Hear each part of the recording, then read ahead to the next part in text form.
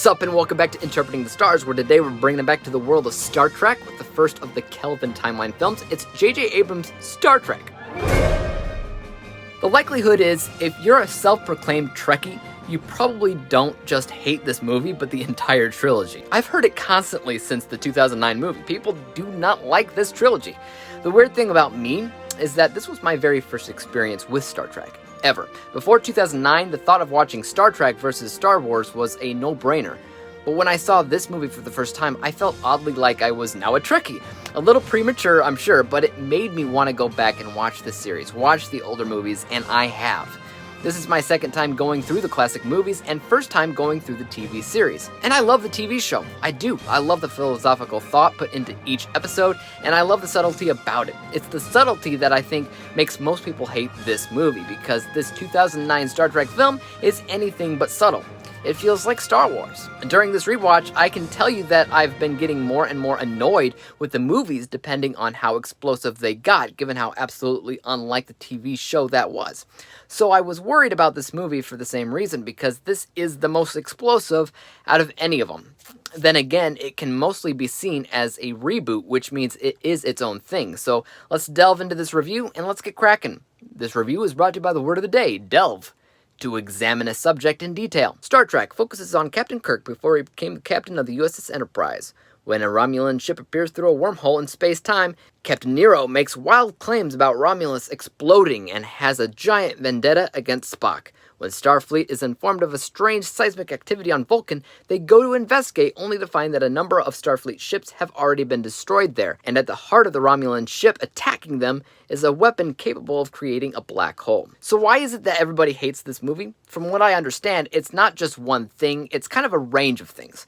One of the biggest problems that people seem to have with it is that they change things quite a bit. Not only is it more action-heavy and glamorously flashy, but story-wise and character-wise, they change things. But what people seem to ignore is that the film actually approaches and clarifies why these problems are there to begin with. It doesn't ignore them and call it a day like other reboots would do. It's called the Kelvin timeline for a reason, as everybody's natural paths have changed systematically and a butterfly has been stepped on. The ripples of what that means for these characters has changed forever. Kirk is more of a bad boy and jerk for a reason, for instance. He never joined Starfleet when he was supposed to, for a reason. Sure, that reason is wholly J.J. Abrams in nature, but that's what I love about this movie. I also really love how original the approach was, as this was a reboot, a prequel, and sequel, all rolled into one. And even though that's the case, it doesn't really feel convoluted like it should be. It just feels unique. Also, I would argue that this is one of the only Star Trek films to feel cinematic versus maybe an extended episode of the TV show with maybe a little bit more action. For the first time, a Star Trek movie has felt like a movie that stands on its own two legs, and kill me if you want, but I like the flashiness of it, particularly because I see this as its own project. These actors hadn't previously played in a TV show where you're already used to them being subtle. When you watch the older movies, these were TV show actors that suddenly played characters that were somewhat different than how you're used to seeing them. So the flashier and more action-oriented the films became, the more annoyed you were. I can't say the same about this movie, because that seemed to be the point the entire time. If you compare it to the old show, then yeah, you're going to be disappointed. But I don't see the point in doing that. So, if you saw this movie and thought of it as the only Star Trek version that exists, then what? Then you might be like me and notice that it's actually good.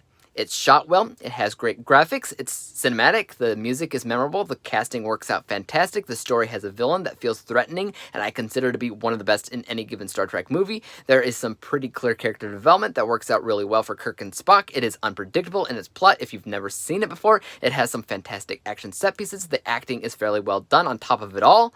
I honestly can't tell you how much I actually dig this movie. The key is to not compare it to anything else. Look, you have to look at it as its own sci-fi movie. Only then you'll be able to appreciate it as a whole. I know this because it was the first and only experience I had with Star Trek the first time I saw it.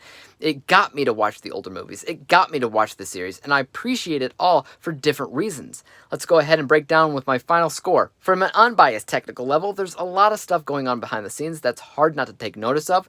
The mere visuals of everything is beautiful. The cinematography of space flight, the music alone, the balance and pacing of a film that should be over-convoluted but isn't. That unbiased score is 92%, and because I honestly love this movie to pieces, I gotta be honest and give the personal bias score 100%, averaging everything out to a final score of 96%, 96 out of 100 possible stars, granting the movie with a letter grade of A+.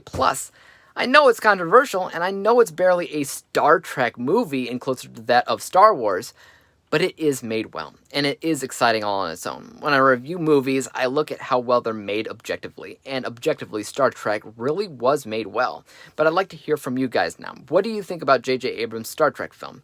Are you a fan? Let me know in the comments. As for YouTube, you guys know what to do. Hit the thumbs up button if you enjoyed this review, because there's always more like it coming out each and every single day. Hit the subscribe button and bell to be notified when I come out with my next movie review, which should be Star Trek Into Darkness. And until then, guys, peace out! Dave examines movies we just watch for fun.